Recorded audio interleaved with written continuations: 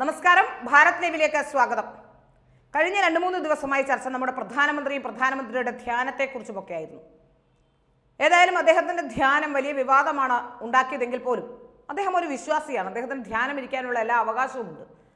സാധാരണഗതിയിൽ എന്തെങ്കിലും പ്രശ്നമുണ്ടാകുമ്പോഴോ അല്ലെങ്കിൽ തനിക്ക് എപ്പോഴെങ്കിലും സ്വസ്ഥത വേണമെന്ന് തോന്നുമ്പോഴൊക്കെയാണ് മനുഷ്യർ എപ്പോഴും ഇത്തരത്തിലുള്ള വലിയ നമ്മളൊക്കെ എങ്ങനെയാണ് എന്തെങ്കിലും ഒരു തരത്തിലുള്ള ഒന്നിൽ യാത്ര പോകും, അല്ലെങ്കിൽ കുറച്ച് ദിവസം ഏതെങ്കിലും ക്ഷേത്രത്തിലേക്ക് പോകും, അവിടെ പോയിരിക്കുമൊക്കെ ചെയ്യുന്നത്.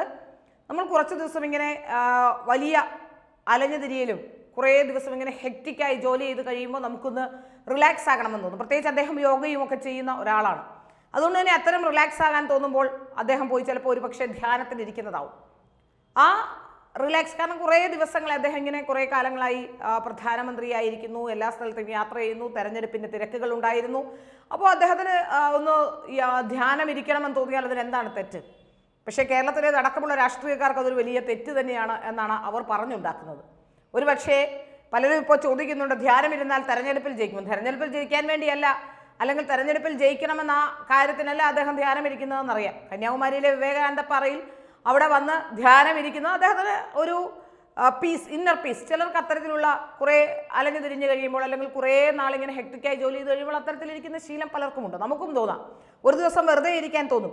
നമുക്ക് ചിലപ്പോൾ ഒരു പക്ഷേ വീട്ടിലിരിക്കാൻ തോന്നുമായിരിക്കും. നമ്മൾ ചിലപ്പോൾ ചില ദിവസങ്ങൾ നമുക്കറിയാം 5 ദിവസം ജോലി ചെയ്ത് കഴിഞ്ഞ് ചില ദിവസം 2 ദിവസമോ 1 ദിവസമോ ഒക്കെ വിശ്രമിക്കുന്നവരാണ് നമ്മളും.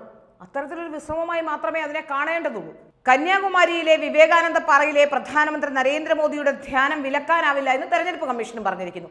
മോദി ധ്യാനം നടത്തുന്നത് തെരഞ്ഞെടുപ്പ് പ്രചരണമായി കണക്കാക്കാനാവില്ല എന്ന് തന്നെയാണ് തെരഞ്ഞെടുപ്പ് കമ്മീഷനും നൽകുന്ന വിശദീകരണം.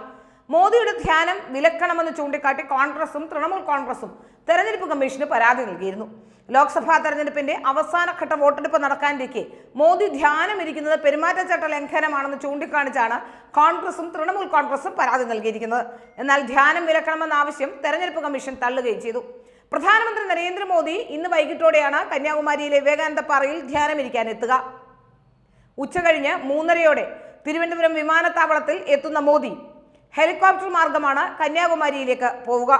കന്യാകുമാരി ദേവീക്ഷേത്രത്തിൽ ദർശനം നടത്തിയതിനു ശേഷം വിവേകാനന്ദപ്പാറയിൽ നരേന്ദ്രമോദി ധ്യാനമിരിക്കും. 3 ദിവസങ്ങളിലായി 45 മണിക്കൂറാണ് ധ്യാനം. 1-ാം തീയതി ഉച്ചകഴിഞ്ഞ് നരേന്ദ്രമോദി ദില്ലിയിലേക്ക് മടങ്ങിപ്പോകും. അതേസമയം പ്രധാനമന്ത്രിയുടെ ധ്യാനത്തിന്റെ ദൃശ്യങ്ങൾ സംപ്രേഷണം ചെയ്തത് വിലക്കണമെന്നാവശ്യപ്പെട്ട് CPM-ഉം രംഗത്തെത്തിയിട്ടുണ്ട്. ഇക്കാര്യം ചൂണ്ടിക്കാട്ടി CPM തമിഴ്നാട് സംസ്ഥാന സെക്രട്ടറി K. ബാലകൃഷ്ണൻ തെരഞ്ഞെടുപ്പ് കമ്മീഷന് കത്ത് നൽകി.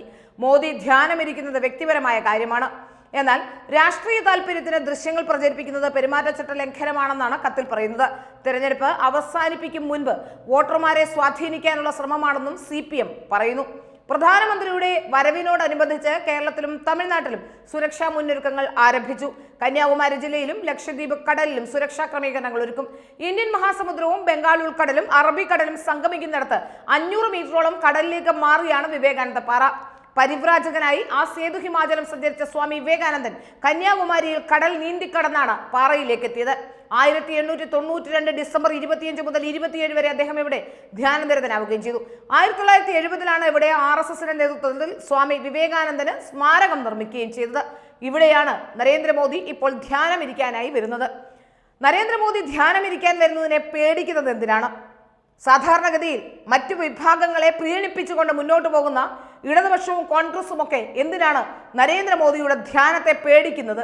നിങ്ങളൊക്കെ മതേതര സങ്കല്പമുള്ളവരല്ലേ? മതേതര സങ്കല്പമുള്ളവർ നിങ്ങളുടെ ഹിന്ദു ആചാരപ്രകാരം ജീവിക്കുന്ന, ഹിന്ദുവാണെന്ന് ഉറച്ചു പ്രഖ്യാപിക്കുന്ന, ഹിന്ദുവാണ് തൻ്റെ സ്വത്വമെന്ന് പറയുന്ന നരേന്ദ്രമോദിയെ പോലൊരാൾ ധ്യാനം ഇരിക്കുമ്പോൾ എന്തിനാണ് ഈ ഇടതുപക്ഷവും കോൺഗ്രസും DMK-യും ഒക്കെ പേടിക്കുന്നതെന്ന് മനസ്സിലാകുന്നില്ല.